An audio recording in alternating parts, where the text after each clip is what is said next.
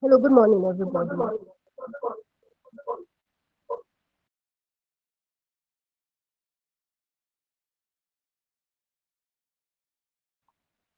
Hello, good morning, everybody. Good morning. Good morning. If you can hear me, drop a comment in the chat box so that we can identify that you can hear us. So if you can hear me, drop a comment in the chat box. If you can't hear me, also drop a comment so that we can proceed.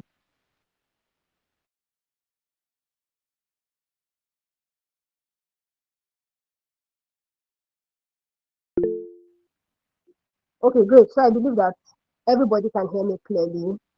Thank you for joining LinkedIn Local Nasarawa pre-event. We are happy to have you join us today. We are going to go straight into why we are here today so that each of us can get back to our activities for the day. I'll be calling on um, the co-convener of LinkedIn Local Nasarawa, Ms.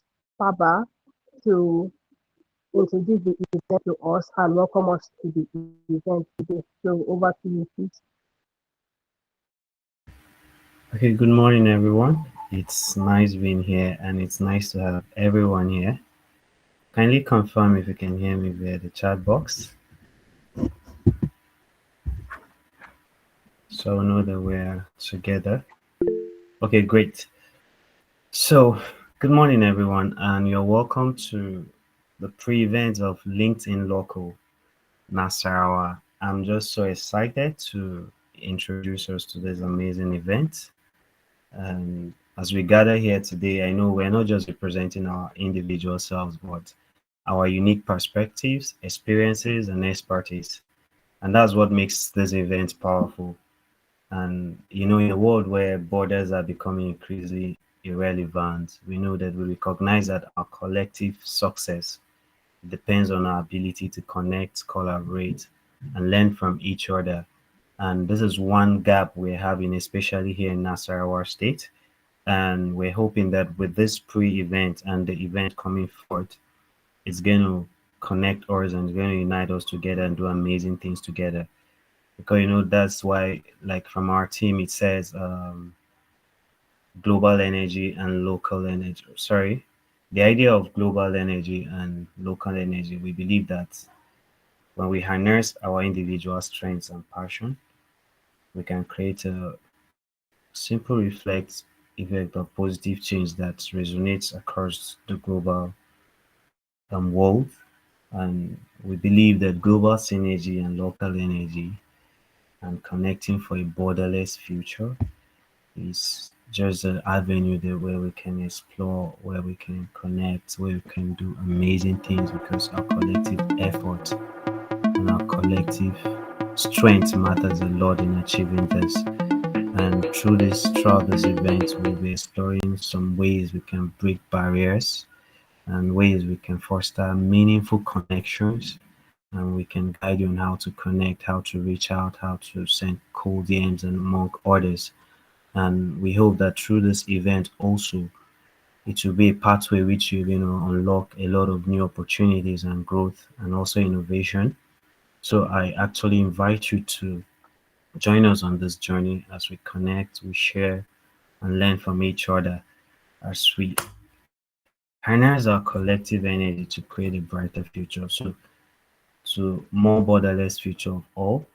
So, thank you for being here, and let's get started. And also, I want to say thank you to the main convener, Wisdom. Thank you to all our speakers that are actually with us here as we hear through your experience and connect. It's an amazing time we're gonna have here all together. So thank you from my end.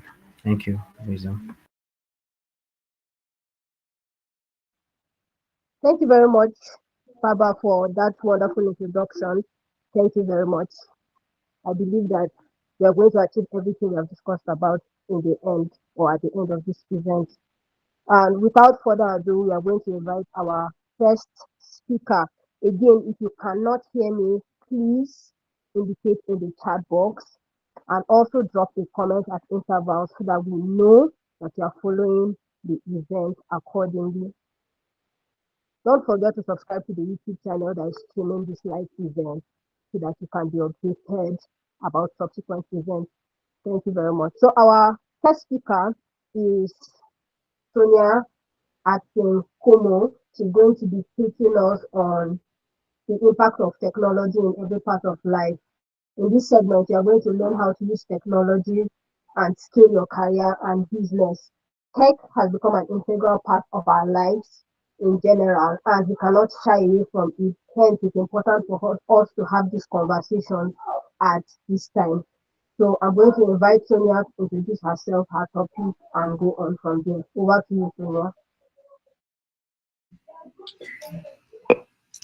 Okay, thank you so much, Wisdom, and thank you to everyone who has done his possible best to make sure that this event today is a success. So, a brief introduction. My name is Sonia Atinkomo, and I'm a software developer.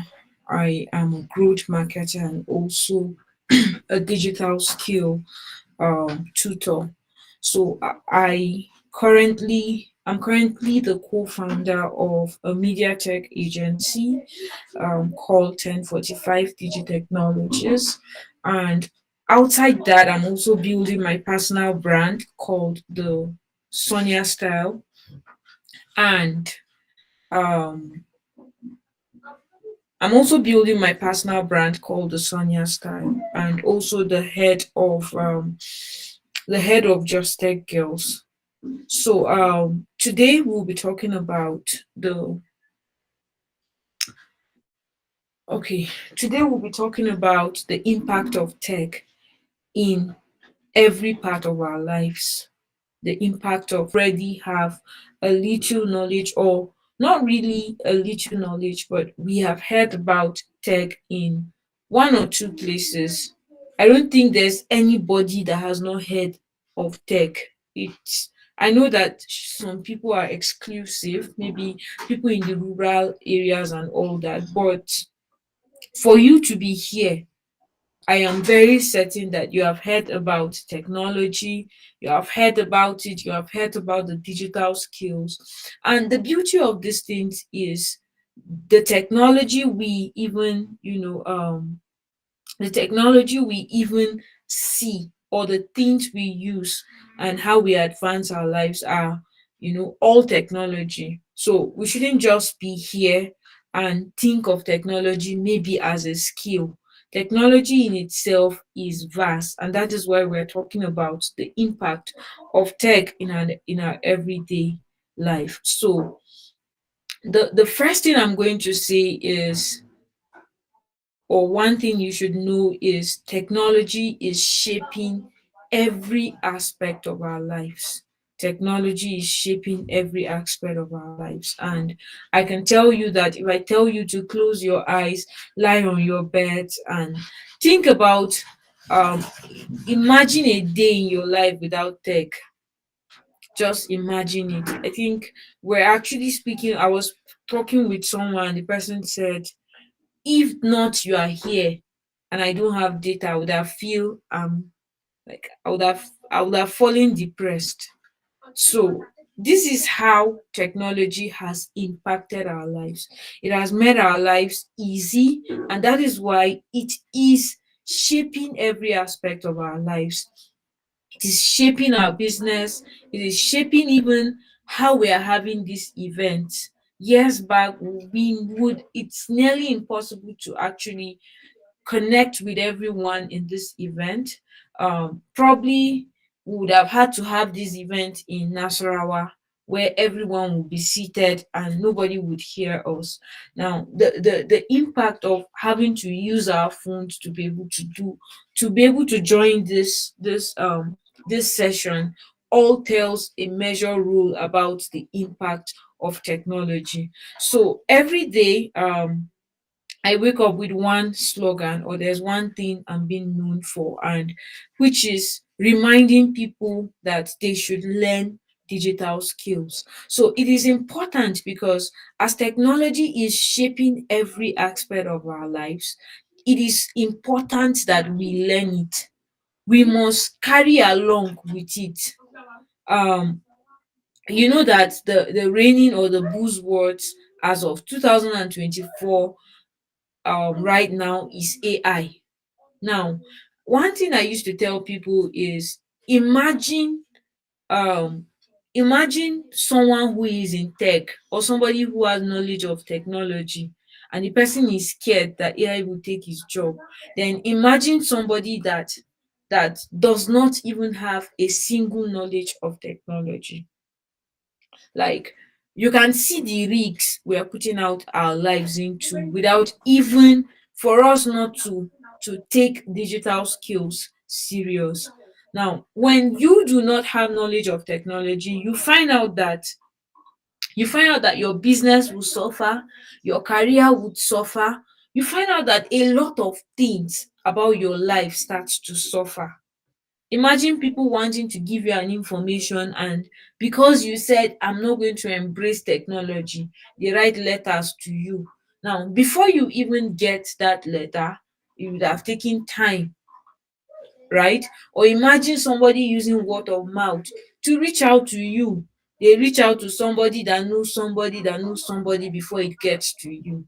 Now, that bridge, right, that bridge of that lack of knowledge will do a lot of hazard to you, in terms of when people are those people might not be correct in telling the information. They might want to twist it to fit how they understand and all that. So it is important that we should know that technology has come to stay.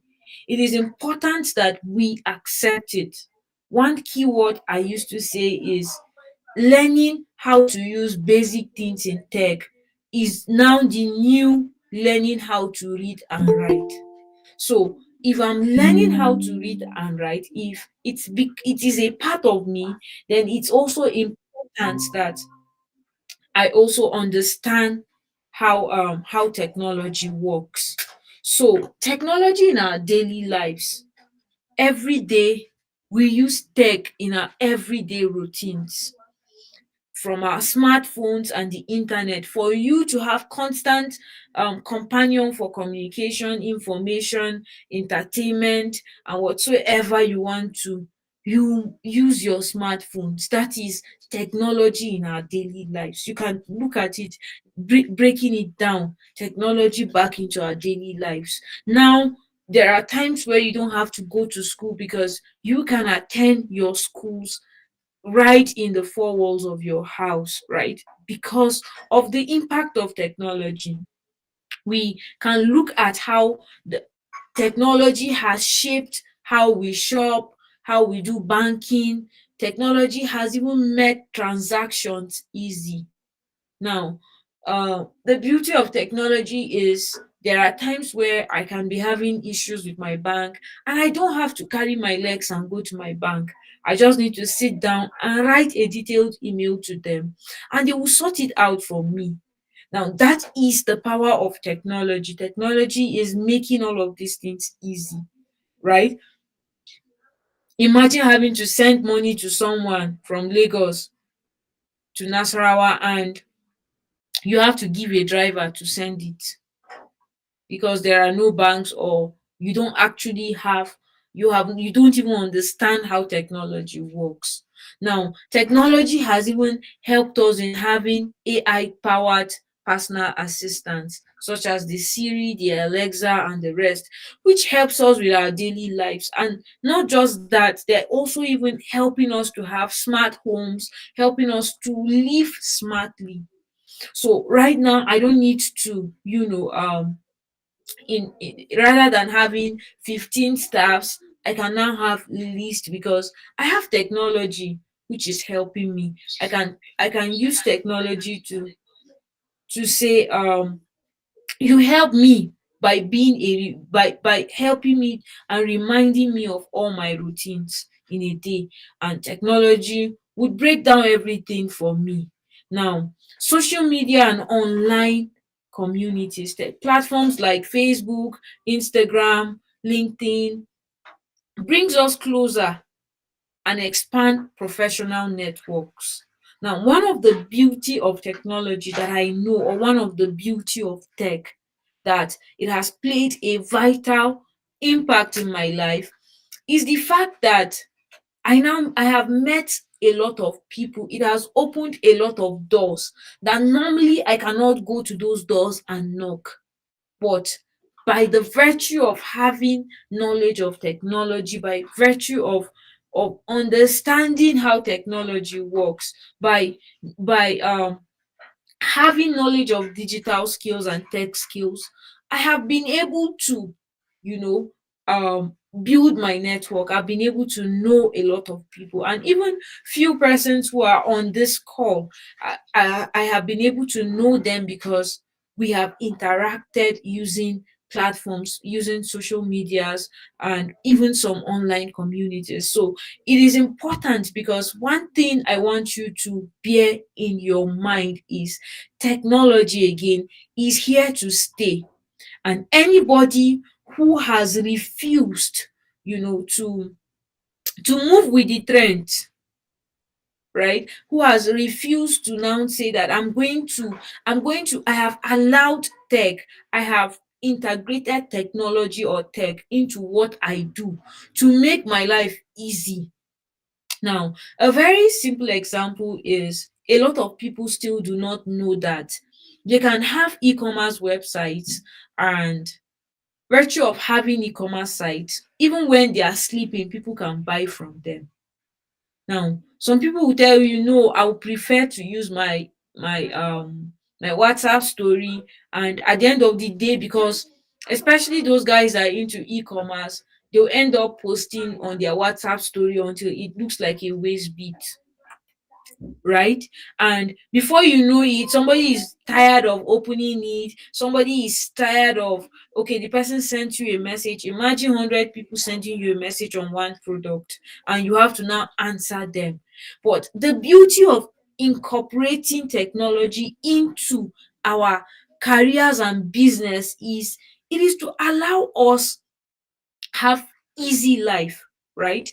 Easy life in a sense that these platforms do the job for you while you focus on other things.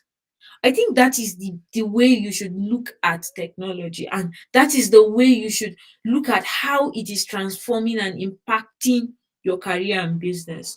I'm not really going to talk beyond career and businesses, because these are things that I do almost every day, all in my everyday life. So these are things that I do. So that first thing about how tech is transforming careers and businesses is, even in the future of work, I'm going to tell you that very soon, it is not even very soon, but right now, I can decide to have 20 staffs, right? And when I have 20 staffs, I can decide to just have two or three. But 17 people, other people are working from the comfort of their homes. That is one thing about technology, right? So those people do not have to show up, but using the right tools, we'll be able to collaborate, we'll be able to work, we'll be able to share, we'll be able to do a lot of things that even some people that are even in the same four walls of their office cannot do, right? So tech has given us leverage in the place of remote work. And I can tell you that now it is easy for you to even make money in the online space. And what do I mean by it being easy? Imagine years back where you can actually do three jobs at the same time, right? You cannot do three jobs at the same time. But right now, you can decide to have three or even more jobs and do them at the four walls of your house. You don't have to actually go out, you don't have to do anything, but it's still happening, right? And even if somebody is in the US where he's having a different time zone with you can still effectively communicate with them, right? So technology has come and it has impacted how jobs, or how the future of work now works. right?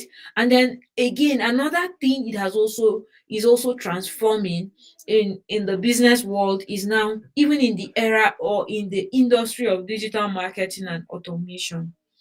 Now we are no longer in the traditional, so much into the traditional means of marketing. And that is why in the first place I stated that I'm a growth marketer, right? Aside building softwares, I do growth marketing.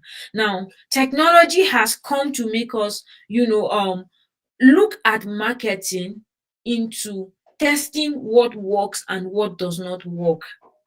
So let's say I have a product, I can easily say this is A, this is B, this is C. Which one has more views? Which one is working? Anyone that is not working, I let it go and I move, right? And the beauty of this is somebody can just click on that link and do almost everything on the platform because it is fully automated. They don't have to worry about anything, right? They don't have to worry about anything. So AI has come to make our lives easy. Tell me, in the last 1 year, have you used your brain so much with the advent of ChatGPT and the rest? Now, you allow these AI tools to do the thinking for you. You just impute what you feel you know and they refine it, and then you even build more life on it, right? And again, in the conversation about automation, tech has come and is helping us to target the right audience. Now, what do I mean the right audience? Imagine you have a billboard and you place the billboard on the road. You won't know how many people pass, in as much as you are vetting on the fact that this place has high traffic, but you can't know how many people have passed here. You can't know how many people have actually checked this. You can't know how many people, unless you want to stay and for every car that pass, you're going to ask him, did you see our the advent of technology has come and shaped how I can target the right people for my product. I can target the right people for my services. I can say I only want to focus on doctors. I only want to focus on these specific people. Now, rather than going to hospitals by hospitals by hospitals by hospitals, I can now say I am targeting these people. Now, another thing is emerging industries. Now, again, remember that we talked about how a lot of people are scared that artificial intelligence will come in and take their jobs. But I see AI as something that is coming and is also refining how the tech industries will be. Now, instead of doing e-commerce by going to go and rent a big shop, do a lot of things, you can now do e-commerce in the four walls of your house. You can now decide to have an online store and push traffic into it, right? Without having, so it has come and made life even way easier. You people order from you, you package, you ship those things to them. AI has come in, or technology has come and allowed us to have freelancing platforms. And now freelancing platforms are actually platforms that you can apply for jobs, you can get jobs, be a freelancer. You don't have to actually walk into the four walls of any office, and you are still working and making money, right? It has even opened doors to fintech applications. I believe we know what that is, finance and tech, where we see that now, instead of me having a traditional card that keeps rejecting, I can just use any of these fintech applications and open and have a dollar card that I can use, or have, instead of opening a bank account in the US, I can actually open a US bank account in the four walls of my house, right? So it has come and it has refined in industries. It has shaped how industries are. It has made industries look better. It has done a lot of things. And another thing I would add on how AI is transforming careers and businesses is in the place of personal branding. Now, you can use social media handles to sell yourself, right? I have seen many people that do not have godfathers. And when I say many people, I'm also one of them, where I do not have any godfather, but I have gotten opportunities that naturally, for someone who is in the position that I am, the person might not see these opportunities. So, this is how tech is transforming our careers, our businesses. I can go on and on and on, but I will just stay in this place because of time. And then another thing we will not shy away is the challenges and how to adapt, right? There is always the issues of, there is always challenges for people who want to get into tech, for people who want to use technology, for people who are using technology. There are a lot of threats. And what is that one threat? The first one I'm going to talk about is the fear of job loss due to automation. Now, a lot of people are feeling that, shebi Sonia, if everybody now starts embracing automation, who will now do the job? Who will now do this? This is where the importance of upskilling. You must learn to upskill. You must learn to, every day has to be a stepping stone. I'm going to say this, that even the way web development was done 5 years ago is no longer the same. Now, you can decide to just build your application, build the front end of your application, and build AI agents that will act as your back end. And you connect it into your applications and make use of it, right? So that is actually how technology, or how the revolution of technology it can look like it's affecting a lot of things, but it's not really, because if you upskill, you're always ahead. When I'm sitting down, I'm thinking about how do I move forward in my current skill, right? So that these things, so that I will not have the fear of job lost. Now, another thing is that challenge that I see is continuous learning. For you to adapt into technology, you must learn and learn and learn. Learn, relearn, unlearn, and the rest. Learning, you have to make learning something that it is a part of you. Remember, we talked about upskilling. So we have a lot of digital skills, such as we have web development, software development, we have digital marketing, UI, UX, data analyst, machine learning, and the rest, right? So you just have to keep learning. But remember, I talked about challenges, and we're not going to shy away that a lot of people do not even know what to learn and what not to learn. So we have a lot of people that want to learn everything. Today they are here, tomorrow they are there, next tomorrow they are there. That is not what upskilling is.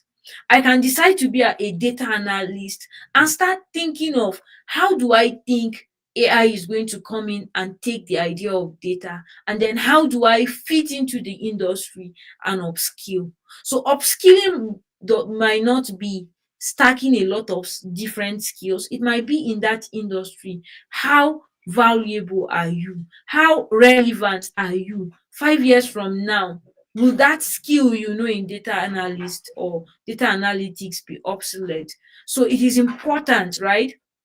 Now, another thing we must know is tech is for good, right? We must embrace tech as a tool that can drive success and innovation, not as a threat. A lot of people are here seeing tech as a threat. Today, make it at the back of your mind, or whatever part of your mind that you're going to. As you are waking up in the morning, take tech as a tool, embrace it as a tool, embrace AI as a tool. You can use AI to do more jobs now. Stop using your brain all the time, stressing your brain. We are in an era where, for you to make money, it is important that you also um you also speed is also important, right? So you must embrace it. And then lastly, don't forget that in as much as technology is important, you must stay informed and get secured. So don't just shy away into just saying I'm learning technology, and then you are now bridging a lot of your data even online. So you must learn to stay secured. And the last thing I have here, which is the call to action and my conclusion. So remember, again, tech is an enabler, not a threat. Tech is here to enable you do millions of things, and it's not a threat. Technology empowers us to succeed and grow. I know how much technology has shaped my life. And it is important that you start leveraging them today, whether it is for your personal growth, whether it's for your career, whether it's for your business, whether it's for your community, whatever you can think of it. Start leveraging technology into it today. You are selling fish. How do you leverage technology into fish selling? You are doing this. How do you leverage it? You're a medical doctor. How do you leverage technology? This is how you should start seeing technology. Not that you have to run and come and become a UI UX designer. No. Look at it as, how do I make this thing? How do I marry technology into what I do? Then focus on learning and adapting to stay ahead. I tell you that few years from now, even that your skill that you are thinking that, okay, this thing AI cannot do this, a time will come where things will change. There will be revolution, and because you are not adapting into the world we are going into, you will be forgotten. And the last key word, or the last word I will leave here before I I leave this floor, and I want you to always bear in your mind, is technology is best when it brings people together. Technology is best when it brings people together. Remember, I said tech is an enabler and not a threat. So technology has brought us together. It is the power of technology that you're hearing me. It's the power of technology that you have learned something from me. So it is best when it brings people together. And these people can even be people who would buy from you. This can be people who would employ you, people who would help you in your career advancement and the rest. But how do it bring you together when you don't embrace it, when you still look at it as a threat? Please, tech is an enabler and not a threat.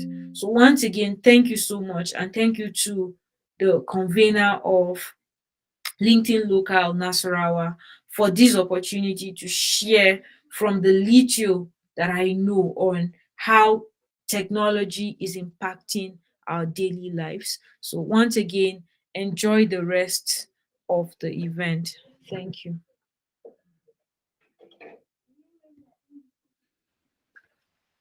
Thank you very much, Sonia, for a wonderful presentation. The first thing that stood out for me when she started speaking was when she said, tech is here to help us make our process easy. Tech is here to make our jobs easy. Tech is not here to destroy, like the way a lot of people, perceive. Tech is here to make our process easy. So if you didn't remember anything that she said throughout her speech, please remember that tech is here to make our process easy. It's here to make our lives easy. So if you have any questions for Sonia, kindly drop them in the chat box and we will read it out to the speakers.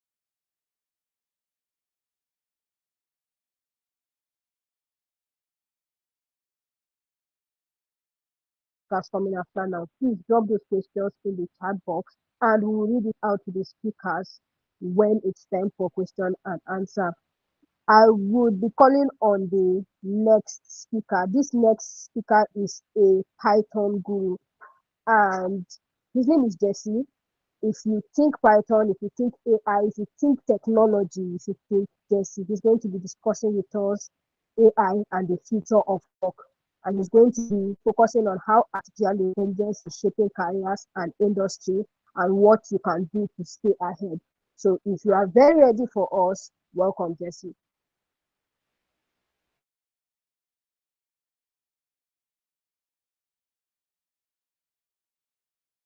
Hello, good morning.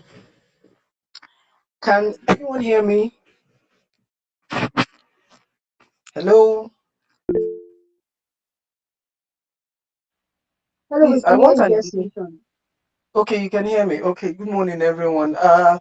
My name is Jesse. I am Good morning. okay. I'm by experience a developer and an AI engineer and a security expert. So I'm going to be talking on the future of artificial intelligence and work in the 21st and transitioning into the 22nd century. So, first things first. First, I saw something earlier this week. I was just scrolling through the internet and I saw a video where someone said that AI is not that AI is not a technology, that they are just calling it AI to make everybody understand that AI is a fallen angel, that AI is that AI is a demon, and I found it very amusing. Unfortunately I didn't get angry. I just found it very amusing that someone in this time and age could say that kind of thing in public. But that's fine. Uh, 90% of everybody here uses one artificial intelligence tool or the other for whatever reason, right? And okay, let me start from the very brief history of AI. AI started in the 1950s, right? As far back as the 1950s. The first conference on artificial intelligence was held in 1953. So it's been a trend that has been on for a very, very long time, right? But the kind of advancements we've made in the past 10 years, they've not been able to make it in the last 20, right? So artificial intelligence has evolved in itself because as at the time when in the 1950s when people were thinking about AI, they were just thinking about robots, mechanical entities that could do certain things based on commands. So it was basically the command execute system that was in mind as at that time.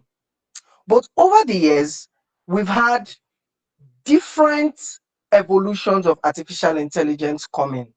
So now you have large language models that respond to you in whatever language you want to speak, whatever pattern of speech you are okay with, whatever tone of responses you're looking for. Then you have um, single task AI systems that are known to perform one particular task. This is what they are built for. So that is the only thing that they know how to do. So they follow this and then they focus on it and then they work with it. So for example, ChatGPT is an AI model, but aside ChatGPT being an AI model, you Single have task other AI AI. models like remove.bg. Now, the difference between ChatGPT and remove.bg is the fact that remove.bg does one thing. Whatever picture you send to remove.bg, it removes the background, and that is where it ends. But ChatGPT is another AI entity that can do way more than that, that can do a lot more. Even some things that I cannot begin to start saying on this event because of some reasons. ChatGPT is capable of far more things, but the both of them are all artificial intelligence entities. They are all AI. They are all AI products. So bringing this into perspective of what we are saying, right? Um, the future of artificial intelligence in work. Now, when you talk about work, there are different industries, there are different skill sets, there are different fields of specialization existing in the world today. And even AI in itself is an industry, is a field of specialization. Now, this is we looking at how one field of specialization is influencing every other field of specialization, right? Because the truth is that work is overlapped, it is intertwined. Uh, Architecture has a role to play in medicine. Medicine has a role to play in architecture. The way you design hospitals are different from the way you design schools and stuff like that. So artificial intelligence has become so malleable that it can be molded to fit into literally any system that is available on God's green planet. Any system that is available, any platform that people can work with, artificial intelligence can fit into any of those systems and work perfectly well. Now, like the last speaker said, AI is not a threat. AI is an enabler. Now, it depends on what you do with it. It depends on how you position yourself to be able to use AI. Now, 90% of what I tell people now is don't go spending so much time learning data analysis, learning Python programming, learning this, learning that, stuffing your head with a lot of skills, a lot of information. What you should learn how to do right now in the world of today is to learn how to use the already existing tools and how to improve on them and use them. How do I mean? Right at this point, the amount of car companies that we have, the amount of assembly lines that we have churning out thousands of cars every day, you shouldn't go to, if I'm to advise, you shouldn't go to start learning the entire operations of how a car assembly line works. You could just simply go to, okay, how does the system of modern day cars work? Once you're able to get that information, you're able to fit into the grand scheme of the automobile industry. Now you ask yourself, okay, how does artificial intelligence now come into play in this whole system? You don't have to start learning how to set up a V12 engine and how many cylinders and where the cylinders should be placed. You're just supposed to add, how do I augment this system that is already in place? Because this is a system that has been built over centuries, over years. So you cannot just break in and start trying to understand what people have spent their entire lifetime building. What we now do is augmentation, innovation. Okay, this is the system that we've been using. Okay, how do we refine it? How do we tweak it a bit? The principle remains the same. So the future of AI and work right now is leveraging tools, basically artificial intelligence tools, or yes, artificial intelligence tools to better whatever field that you are in. And with the way the world is now, there is an AI tool for every industry. Unfortunately, there is an AI system for every single industry. So you need to now look at these things and say, okay, fine. If I want to be an AI engineer, the first thing I'm going to do is what do we do to set up a very comfortable working environment? For example, I am a doctor, right? And also I have experience in artificial intelligence. And then I'm asking myself, how does AI improve healthcare? How does AI improve diagnosis in the hospital? How does AI improve workflow, productivity line in the hospital? Now, if this is me talking as an AI engineer, now, someone who is not into the whole system of how AI works, but is also in the medical field, will now leverage on how do I use AI? How do I use, okay, for example, let's say ChatGPT has been modified to work with, as an engineer, I have been able to modify ChatGPT to work in a hospital, to work in synergy with doctors. Now, as a nurse, as a doctor who does not have experience in AI, the next thing you should do is, how do I then learn how to use ChatGPT? How do I then learn how to use these systems to work?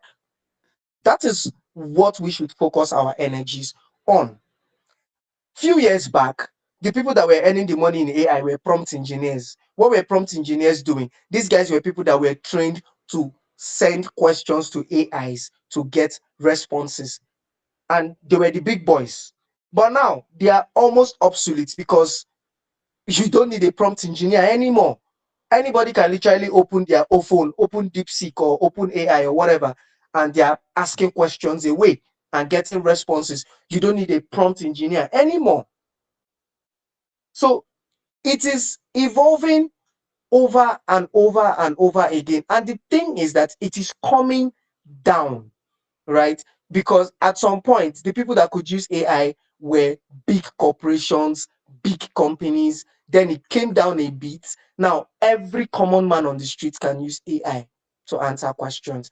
Now, that is the same way it's going to keep getting simpler and simpler and simpler. The system is going to keep getting decentralized and decentralized and decentralized, which is why I would tell us that what you need to focus your energy on is to understand, one, how does the system work? What are the processes that this system do? Then two, how do I then use it in my field? How do I use it? How do I attach it? What are the AI tools that are available in my profession? How do I get to use them? Because in 2025, people don't really care how hard you work. What they care about is how smart and how fast you work. That is the simple truth. So now you need to start paying attention to these tools. And then again, this is a disclaimer. This does not mean that everybody now pushes all the responsibilities to an artificial intelligence system. That will be a very, very big mistake.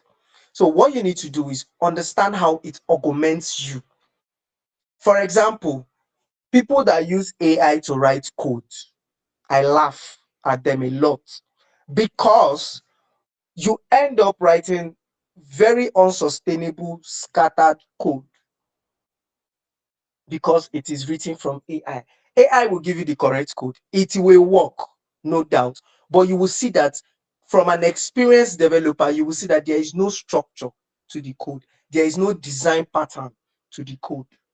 That is where you're going to have a problem, right? So, which is the same thing. I don't know if any of us is into content creation. Sometimes you might go to ChatGPT, write me an advert script of so thing, and ChatGPT gives it to you. And another person reads it and tell you this is AI generated. I want something authentic. Now, in that case scenario where you want to do something authentic, but you need help from GPT, what you can do is, okay, give me ideas on an advert based on so stuff and so stuff, and it gives you ideas. Then you as a person have the work to do to use these ideas and resources that GPT has given you to create something authentic, not throwing the whole responsibility to GPT. Because I've been in conversations where everybody has decided to shift their responsibility to AI, forgetting that yes, AI has limitations. It is man-made. It has its own limitations. It is not 100% efficient.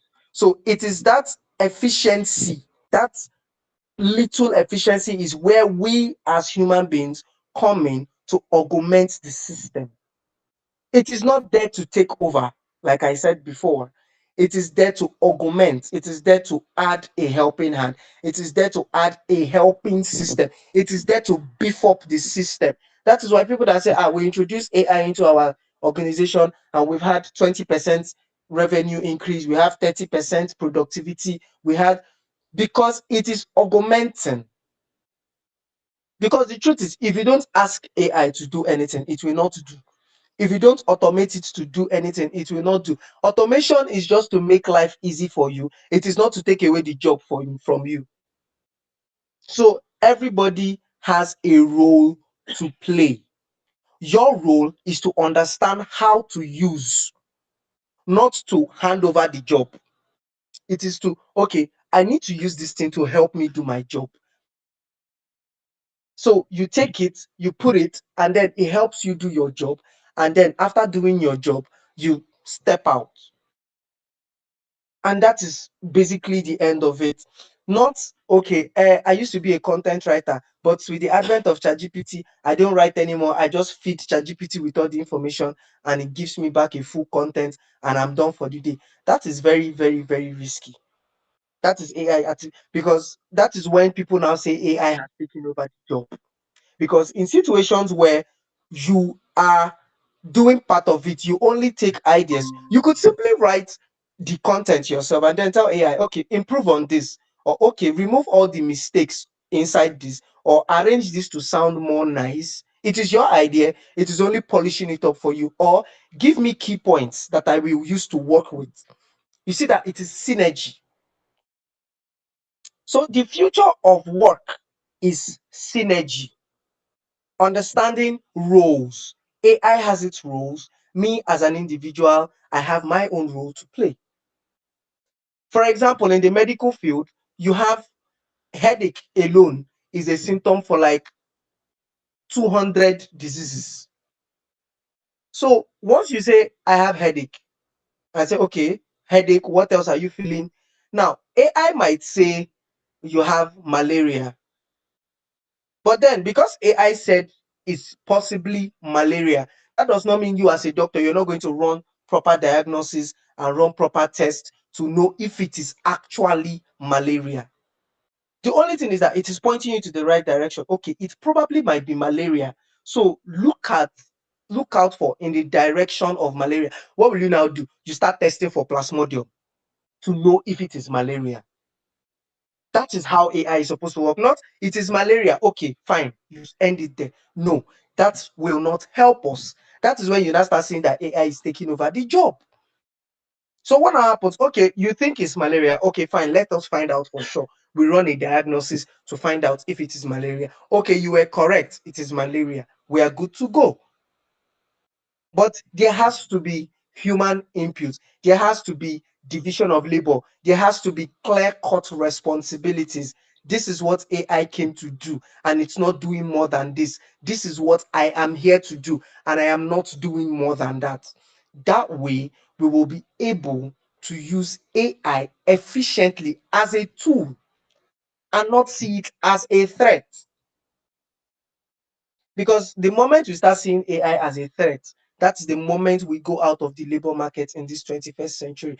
Because to work fast, to work smart, you need artificial intelligence. I can barely count any big corporation on the planet now that does not leverage on AI one way or another.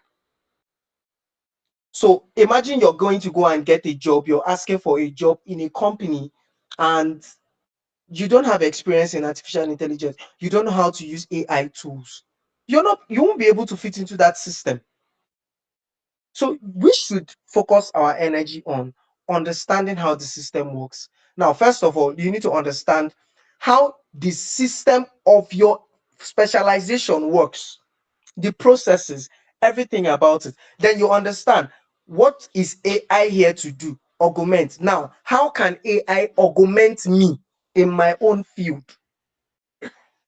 And once you're able to answer these three questions, you're good to go. You have a bright future. That is when you now start learning specific clear cut skills that will help you focus your energy and be relevant in a very fast evolving ecosystem.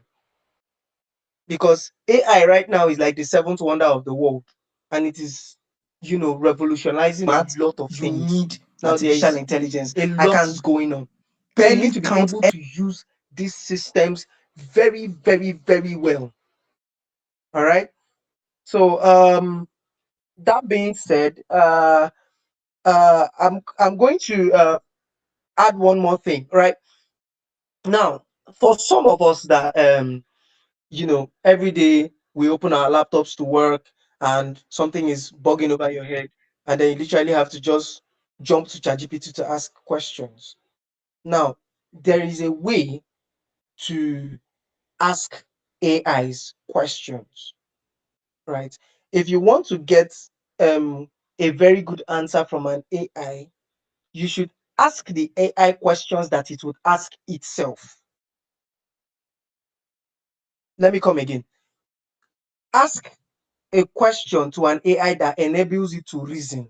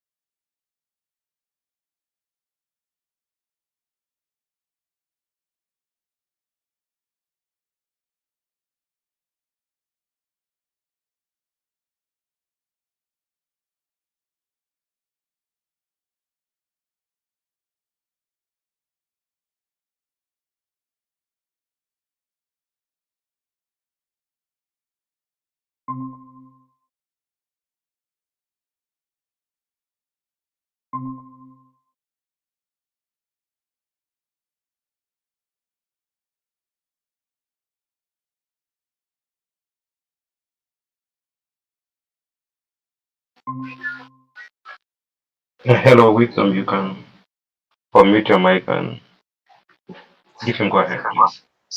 Okay, Jesse, you can continue, please. Thank you. Sorry for the interruption. All right. Okay, that's fine.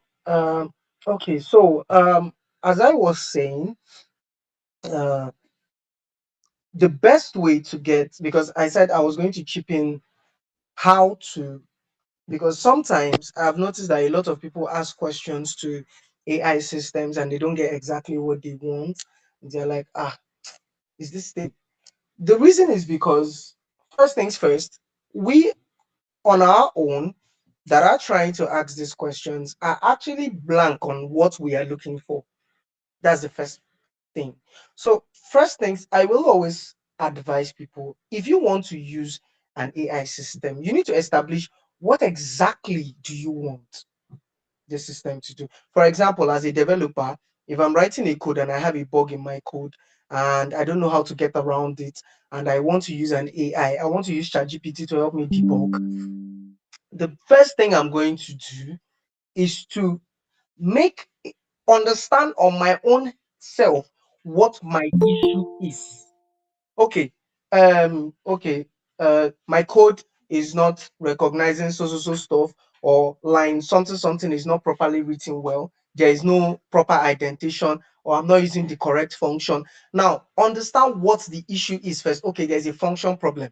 Now you can now go to ChatGPT and say, okay, I'm having a function problem, so place, in this place, so place. So how do you get to fix it? That way, the both of you understand what is happening. Not when you just pick up the entire, just copy and paste the entire thing and solve the problem in this. It will just refine, and sometimes after, that's why most times after debugging, you now find out that you're actually in more deeper problems than you were before. Right? So you need to understand that AI works best when it is reasoning alongside you, not when it is doing the job entirely. How do I mean? For example, if I ask a question to AI like, okay, ChatGPT, how does somebody that wants to cook rice, what are the processes of cooking rice? Or how does somebody that wants to cook rice cook rice? It will give me a very nice response, but the response is going to be different if I ask GPT question this way. Okay, if you were to cook a very delicious rice for 20 people, what would you do, or how would you go about it? These two questions will give you two separate responses. That is the truth. These two system of questioning will give two separate individual responses that look nothing alike. So now, if you're trying to use an AI for whatever field, you need to allow it think for itself while you think for yourself, not impose your thoughts on it. Okay, I want you to give me this. It will give you exactly that. But once you now start reasoning parallelly, like on a parallel system, this and this, what do you think? Or how would you do this as an entity, recognizing it as a very single body? You will get a very, very separate response. It works all the time. That is why most times, in the security industry, when people are, when you're trying to track someone, when you're trying to find someone's last location, the first thing you're going to ask is how these AIs answer this question is based on what this guy has been doing over time. If I am this guy, this is the next place I am going to go to. That is how it predicts your next location. That is how it predicts, your next action and all that. So we need to start learning how to question AI. We need to start learning how to, especially large language models and natural processing, natural, yeah, NLPs. You need to start learning how to use this, because going to these systems and just writing anything random is not the best way to get the best answers from them. You need to learn how to be specific. Yes, that's the word. Be specific. Know exactly what you want. That way, you're going to get a very clear cut, accurate answer, not a generalized response. So, whilst you're working on understanding the tools that are going to enable you, you should also understand how to use these tools specifically. Now, a lot of I don't know how many of us that know that ChatGPT actually has variations. For example, there is GPT for cybersecurity, there is GPT for Python programming, there is GPT for data analysis, there is GPT for there's GPT for medicine. There are different variations of GPT out there. I'm using GPT because it is widely known. There are different variations of this same particular entity, but it has specializations. So if you're a medical doctor, you go for GPT for medicine, and you find out that GPT for medicine will give you a lot more personalized, accurate medical responses than the normal general GPT that everybody out there is using. That's where the specification comes into place. For example, you cannot go and start asking Code Assist, Google Code Assist, um, who is the 45th president of America? Yes, it will give you a response. That's a general question. But it will work better when you bring a code to its table. It will give you a more detailed, accurate response when it has to do with programming, because it is a what? It is a code assist. It's more like when you copy a very complex Python code and go and put it on Meta AI on your WhatsApp.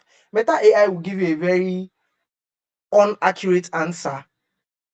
But if you ask Meta AI, you know, opinions and thoughts and, random questions or random stuff, it will give you something tangible. Why? Because Meta AI is not built to solve technological problems. It is not built for that particular system. So we need to know how to use things specifically for what. There's GPT for architecture that will make you understand why your structural pillar should be where it is and why it is not where it should be, and all that. The normal GPT 4.0 will not give you that very much accurate and detailed response as the specialized one. And then lastly, I will close with this. We should be ready to invest in one, knowledge, two, products. That is the future of work.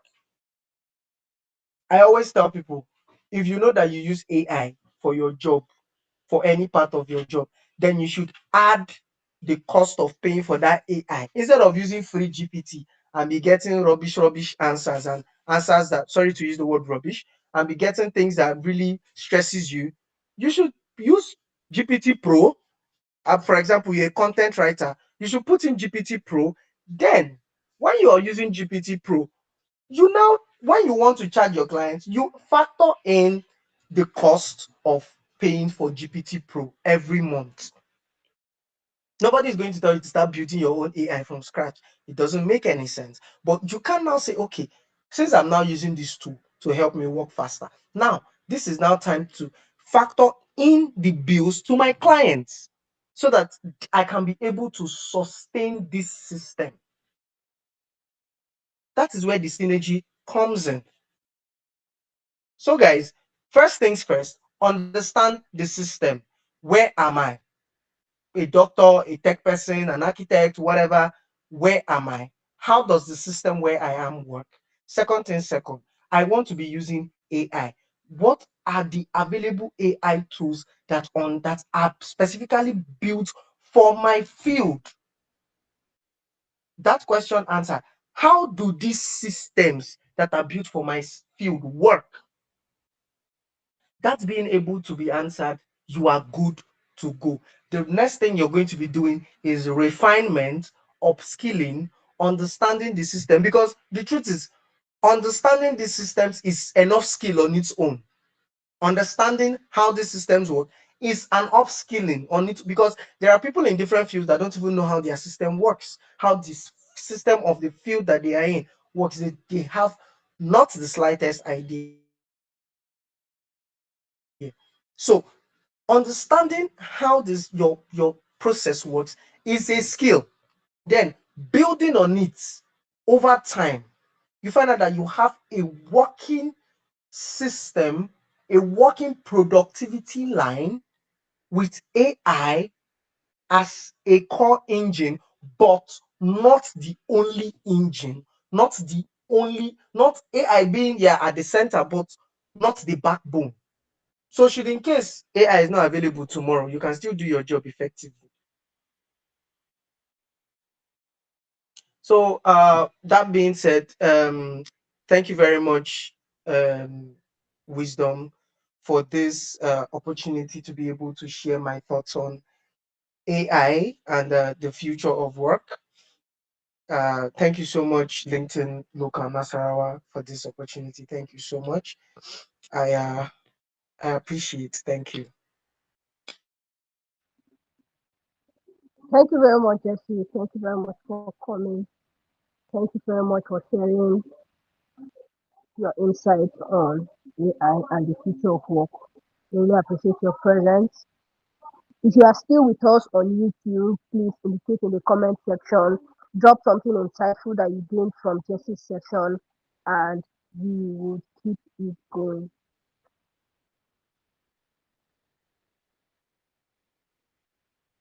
Please also do well to subscribe to the YouTube channel streaming this live session, because we will bring more updates to you on this same channel. Do well to subscribe. The subscribe button doesn't bite, it doesn't bite. Subscribe, subscribe, subscribe. Okay, we need to have our third speaker now, but he is not in the building with us. So I think that at this point you have to take questions and answers. So if you have questions, drop them. I'll give you like a minute or 2 minutes to do that. Drop your drop your comment, question, sorry, in the comments in the chat box, and then I'll read them out to the speakers so that they can attend to your questions.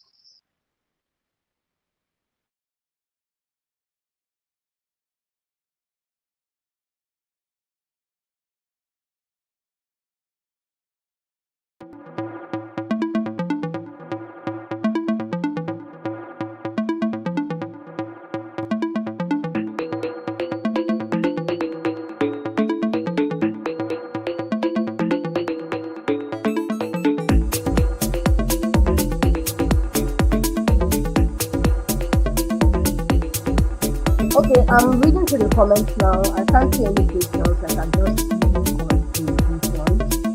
So let's hear from you guys. Hosanna says technology is a big here to stay. Technology is a big here to stay. Technology is a big here to stay. And then Inter says indeed tech has come to stay. Somebody says indeed. Emmanuel Matthew says indeed the role of digital technology cannot be overemphasized in our today's world. Right, so okay, somebody's laughing at me that just about AI. The fallen angel. Somebody says, Daniel says there is an AI system for every industry at the moment. That's true. Somebody says, well done, Sonia. And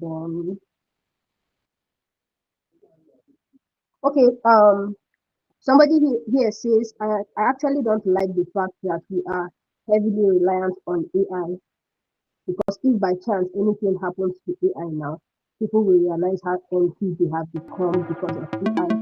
I think that your ability to use AI, or the amount of information that AI can give to you, is also dependent on how intelligent you are. So if you're not intelligent, there's nothing AI can do about it, and I think that's it. Somebody says there's AI for every industry. Somebody says amazing presentations.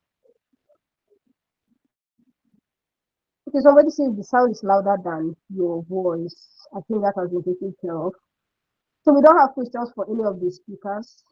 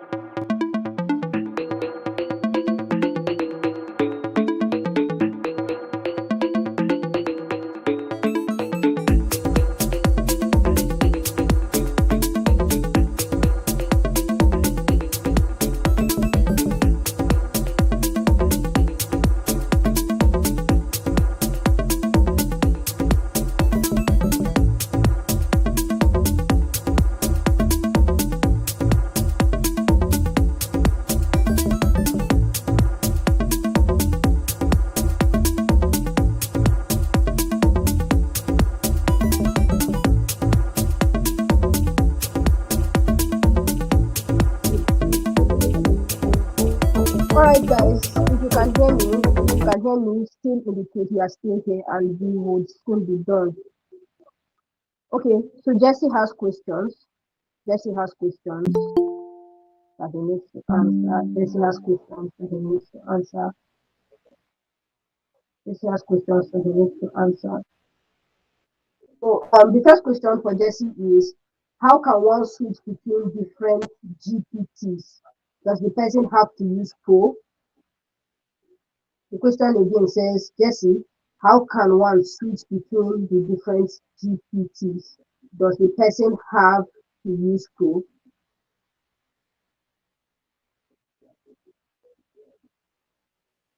Sorry, was that question for me?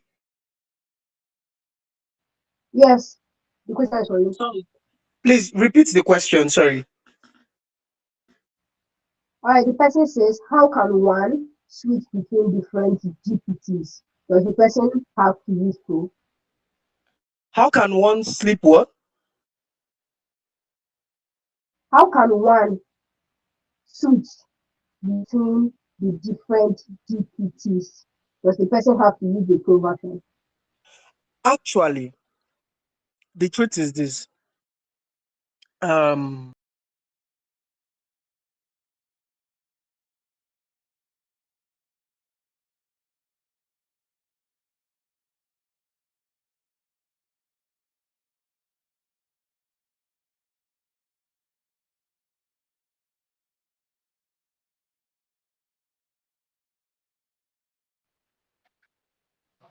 Okay, we are taking the questions before the third speaker. okay, so to respond to that question, like I said, one of the final things I said was be ready to invest. Right. Truth Jesse, please is, hold on. You're on mute on YouTube. Just hold on. Yes. So when we are taking the questions before the third speaker. So please let's attend to the questions, then we'll take the third speaker.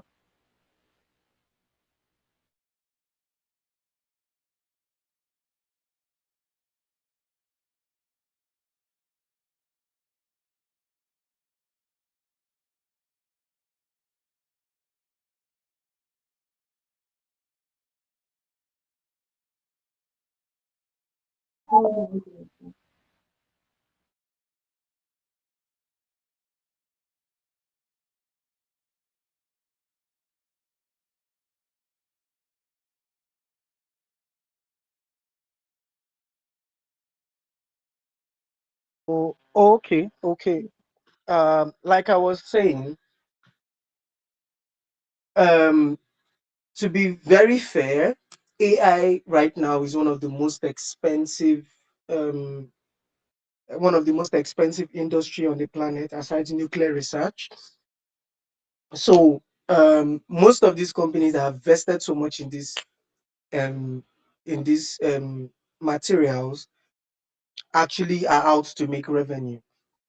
So if you're wanting to use the free versions of Clouds, GPT, Gemini to work, it may function, but you're not going to get the best. That's the simple truth. For from I don't know if anybody can confirm, but from anybody that has used the Pro of GPT, you see that there's a clear difference between the Pro and the main one and the open source one. There are there's a very clear difference. Now, for you to be able to use these variations, yes, you have to pay. That's why I said, to make it easier, it is better you now factor in these payments into what you're charging your clients. I'm not saying one client has to pay for your subscription. You can spread it across all your clients so that when they pay, you have enough money to pay for your subscription and still have the profit of your business. That is how these things work. The same way you pay MTN for data to be able to use data, the same way you pay your network provider for data, is the same way you should be able to pay for these services. AI is an industry on its own. All right, these things run on very heavy tensor processing units that should be maintained, right? So unless you're going to go and start working on getting your own individual system that you're going to use for yourself, if you're going to rely on a third party system like GTP and GPT and all the rest of them out there, and all the ones that are specialized for different industries, you should be willing to invest in them, because most of these companies that you're going to work for that use these entities invest in them. They pay, right? They pay. Low key, Apple, Apple's the new Apple AI feature now is an offshoot of ChatGPT, Open AI. And Apple is paying Open AI for their devices to be able to use it. That's the truth, right? So we need to be able to invest. And yes, you will need the pro version to be able to use these variations. Thank you. All right. We have we have another question. We have another question that says, do you have any event where you talk about destructive AI tools? Sorry, do I have any what? Do you have any program or do you have any program or event where you talk more about destructive AI tools? Okay, yeah, I do. Okay, I have a monthly series every month. The one for March is tomorrow, where I talk about AI, everything about artificial intelligence, the upcoming disruptions in AI, what it means for the market, what it means for the future, and all that. So, if you can tune in tomorrow around 8 p.m., we'll also be having a more extensive talk specifically on artificial intelligence and everything around artificial intelligence. It's a monthly series that runs every month, all around AI, upspring of technology, the newest inventions in technology, and how to navigate the murky waters of ever evolving technology system. So the series happens tomorrow. So for interested parties, I think Wisdom, I'll take that up with you so that you'll be able to share them the link or something so that they can join in. Thank you very much. Thank you very much. I think that's all the case for now. Then we will just invite our guests to discuss or speak to us about how we can leverage the real estate for business. We can barely hear you. I'm going to be calling on. Can you hear me? Can you hear me? Can you hear me, please? Yeah, we can hear you now. All right, all right, great. So our next speaker is an SEO expert, and he has a heavy presence on LinkedIn. He's going to be discussing with us on how LinkedIn is not rocket science and how we can leverage on LinkedIn for career growth. We're going to discuss practical strategies for building a strong LinkedIn presence and attracting opportunities. If you are ready for us, Usman Salami, over to you.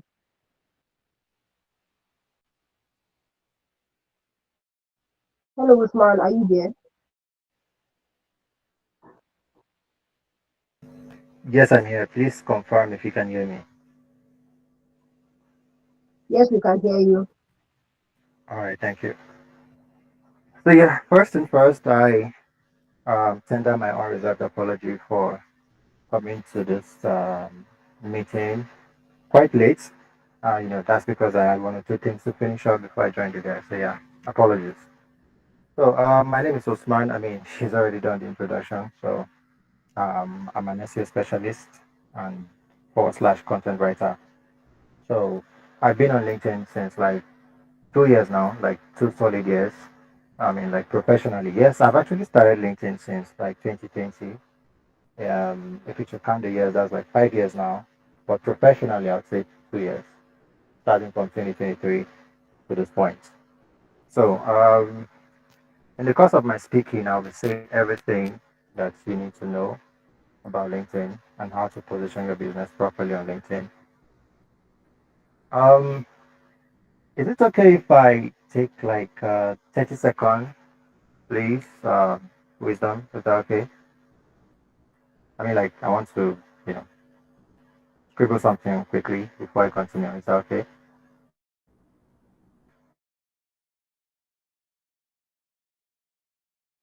Or No better problem, sir. still, I could still just fire. So yeah, that's fine. Thank you. So first and first, positioning on LinkedIn is actually a very wide topic to talk about.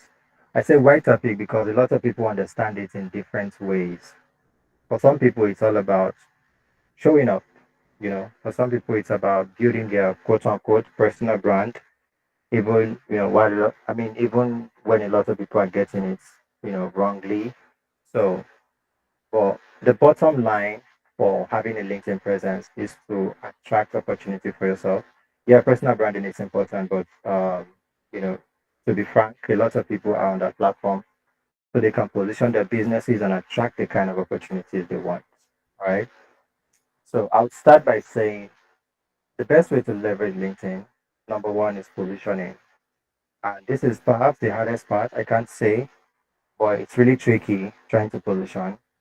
So when I say positioning, I mean like what you offer, what are you selling? I mean, there is a purpose that brought you to LinkedIn. So if you are deviating from this purpose, there's a good chance that you are not positioned properly. You understand? So what do you do? What solution do you offer? And to whom do you offer the solution to? So if you get these two things right, and how do you solve this problem, or how do you present the solution? If you get these three things right, you are quite on your way to building a solid personal brand, to building a solid business, to positioning properly on LinkedIn. So before I proceed, I would like to give my personal experience on that. So I started off in 2023 as a content writer. So when I came on LinkedIn, I lost my, do I say focus, or my purpose, because I didn't really know what exactly I wanted to do. I just knew that, oh, I wanted to get quote unquote clients. I didn't know how. So when I got on LinkedIn, I saw a lot of people, young people, old people, doing things, making things happen and stuff like that. So I thought that you had to fit in a particular uh, spectrum, in a particular, maybe you have to do like a particular thing to win on LinkedIn or something. So I abandoned my first, intention on LinkedIn, and then I started doing what everybody else is doing. I mean, if this is what people who are on LinkedIn before I came on are doing, then it means that this is the way to go, I guess. I mean, I didn't have anybody to mentor me, coach me, or whatever. So I joined everyone else in doing what everyone else was doing.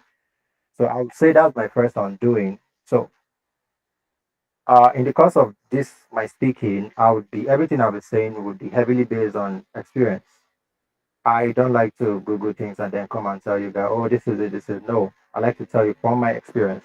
I'm not with the book right now. I am not with anything, nothing. I'm just picking this whole thing off in my head. You understand? So I think, and for me, I think that's like the best way to teach because experience is the best teacher. So moving on, I discovered that doing these things attracted the wrong people. Initially, I wanted to get jobs. I mean, there was a reason why I came on LinkedIn, and it was to get jobs. It was as simple as that. Something as simple as just wanting to get a job can spiral into something else, and before you know it, you're doing this, you're doing that. You think you are actually making progress. No, you are not. You are not. If you do not have these things I said straight, the first one, which is positioning, then you are just on your way to, deceiving yourself or something. Because at the end of the day, those people you think are doing things that are working for them, and then you just took that path because you thought it would work for you too. At the end of the day, they'll leave it there, and then you just have to find your way all over again, right? So my first 1 year was good. I mean, like there was a dopamine rush from creating content that really did not move the needle for me, but yet, I got lots of attention, even though it was from the wrong people. So due to that, I would say I got very few results for what I really wanted on LinkedIn. In other words, I got very few clients I mean, on the front end, anyone who sees my content or anyone who looks at my page would assume that, oh wow, this guy is raking in a lot of money, but that's not true. Why is it not true? Because I was not positioned properly. How am I supposed to attract the people I want to attract if I am doing something else other than, providing them the solutions to their problems?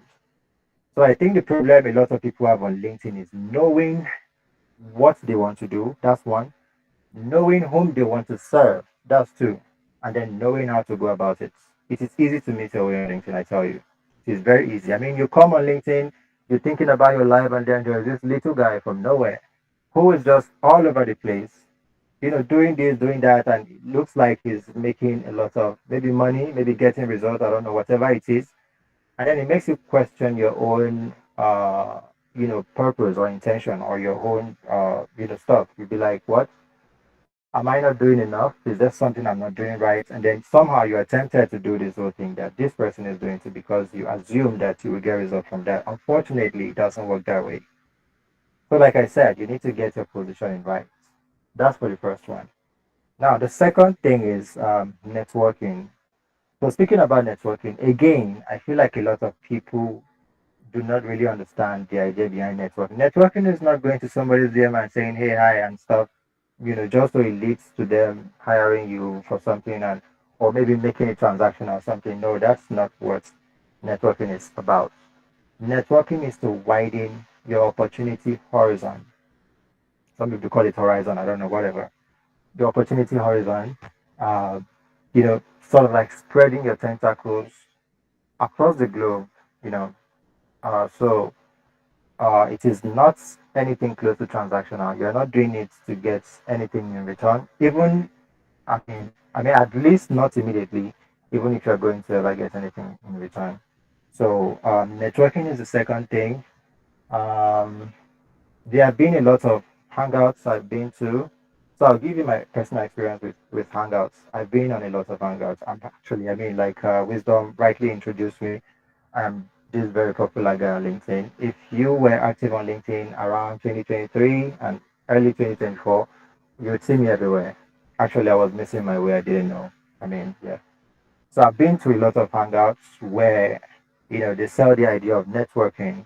They tell you, oh, you meet this person, or this person, you get to ask this person a question, you get to meet this person from the UK and stuff like that. So you're excited to be among or to be in a room where there are creatives. I mean, this is where you really want to be. Like this is the kind of outing you've always said you wanted to attend. But trust me, at the end of the day, the whole idea is skewed. Why do I say so? There's a lot of deviation, there's a lot of losing of focus. You go there and sort of like the things you already know are the things that they are saying. And somehow you be like, why did I even come to this place? And at the end of the day, when there is this whole session where they say, okay, you guys meet yourselves and all of that, you meet people, yeah? Some people are, people are cool. You meet them, you guys might exchange phone numbers and all of that.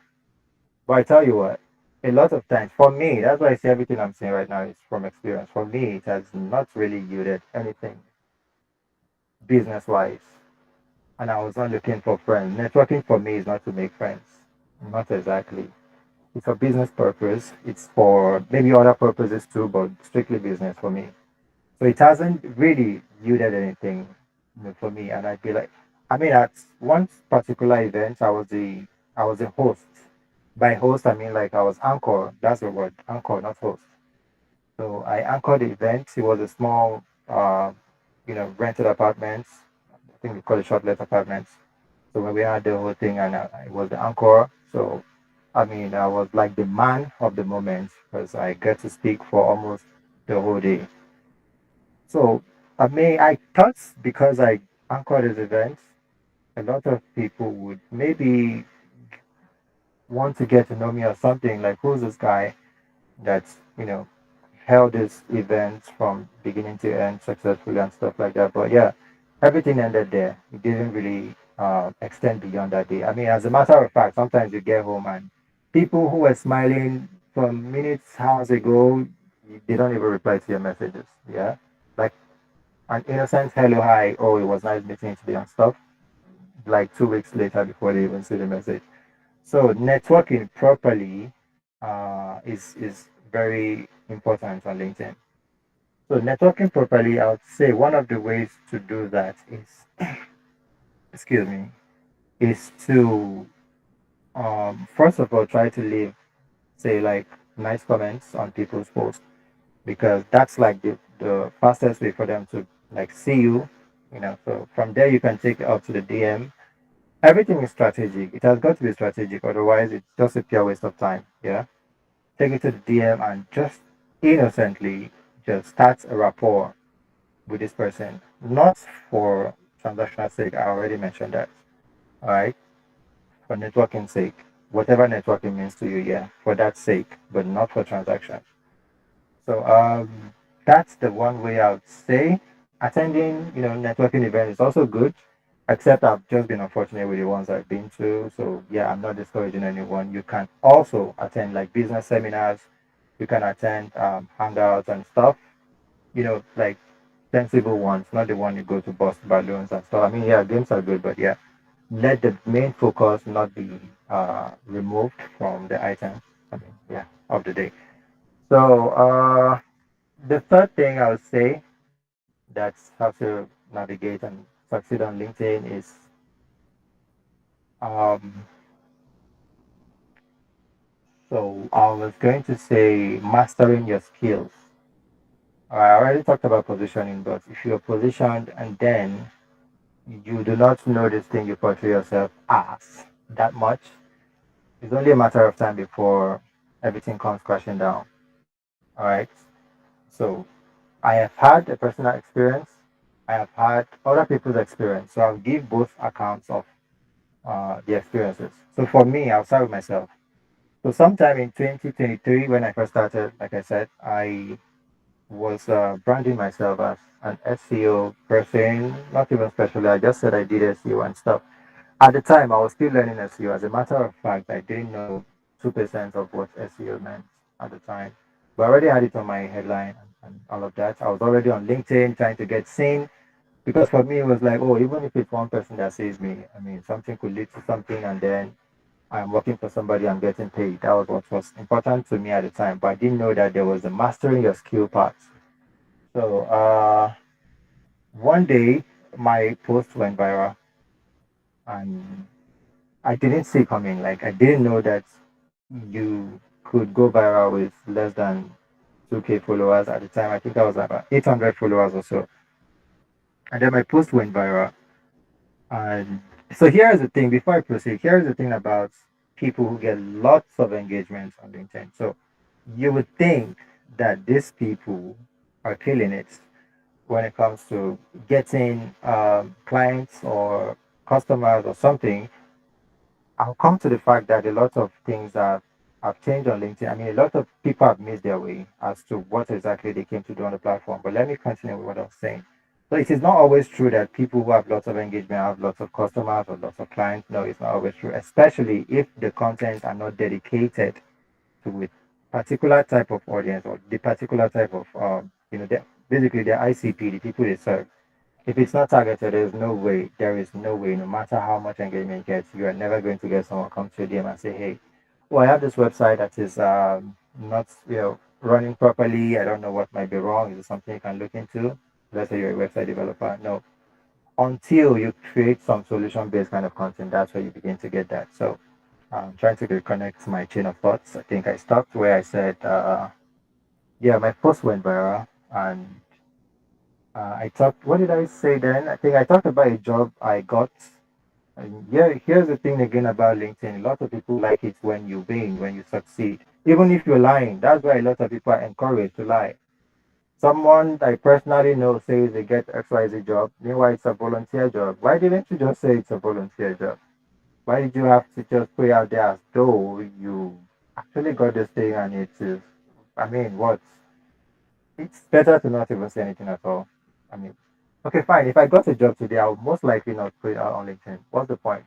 Is it for your congratulations or I don't know? So I don't want to get too personal, by the way. So as I was saying, my post went viral and I talked about a job I got at that time, and actually I got the job, even though it didn't come true. I mean, they sent me a congratulatory message and stuff. That was the screenshot I posted, and it went viral.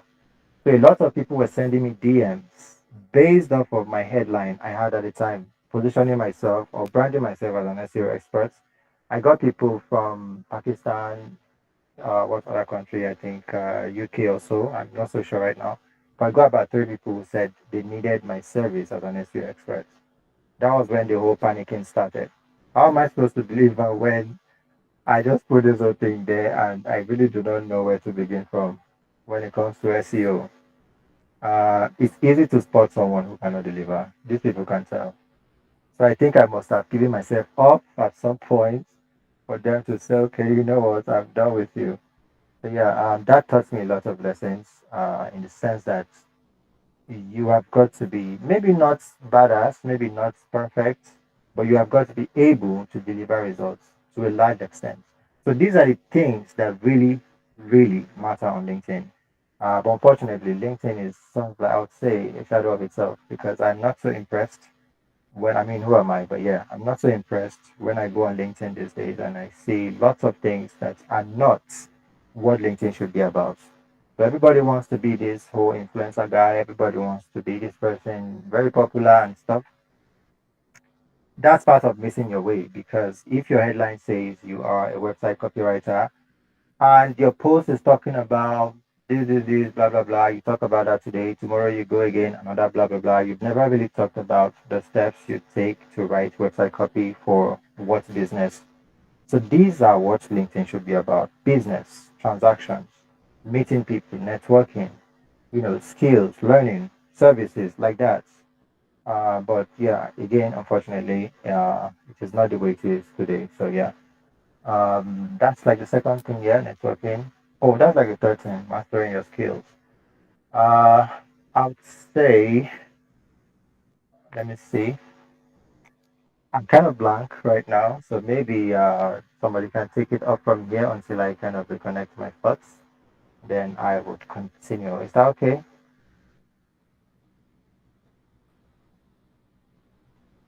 Can anyone hear me? I can I can hear you. All right, thank you. Please, maybe questions or something, so I can just catch my breath. Then I'll come back.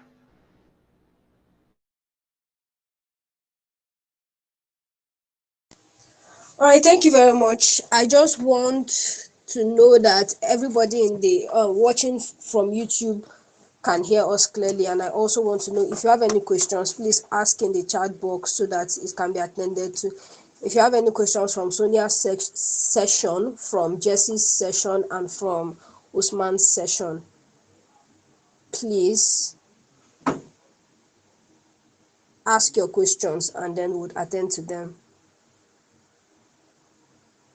All right, so most of these things here are contributions, not questions. Somebody says the fact that one can judge the reliability and authenticity of AI responses makes them ahead of the game. No panics whatsoever. Many thanks for the adventurous journey of learning. What else? What else? I think that's pretty much all we have.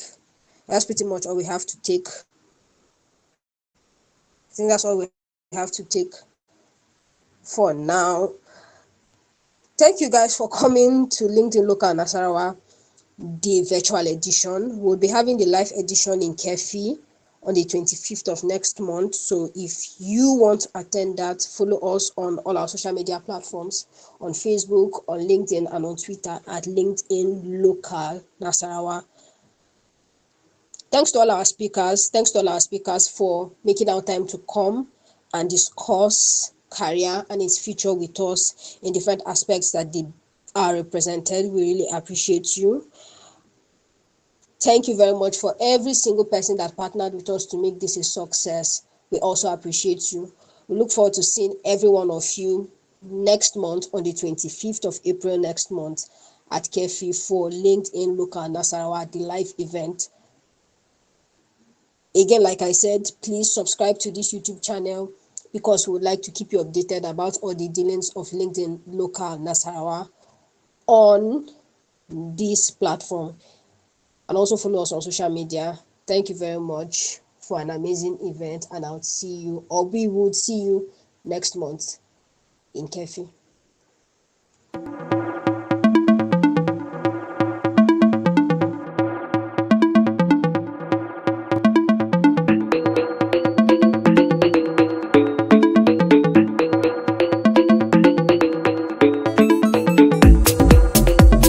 Sorry, wisdom.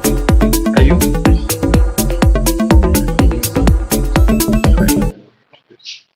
Okay, wisdom. What I'm trying to say is, can you please inform them that those that want to follow JC on his socials, I've posted the link on our comment section.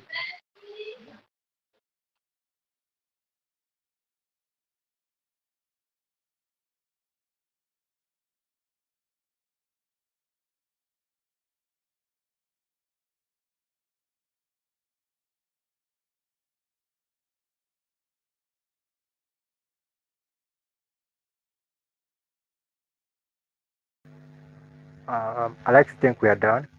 Is it okay if I exit now?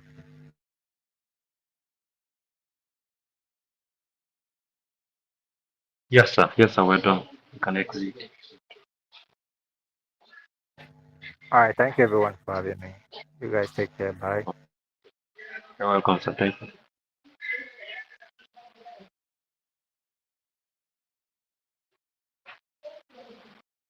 People of God, well done. It's all cool. Thank you very much. I'll send We you a don't finish message. now. Wait, I'm coming to chop. See these people. Gonna make me. I'm coming to eat. What do you want to Hmm. come and eat? Gote, tell my wife to do gote for me. I'm coming.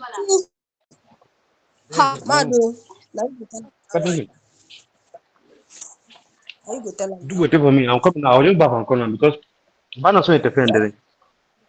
So, you will like the ending. You see, Who's making the gote?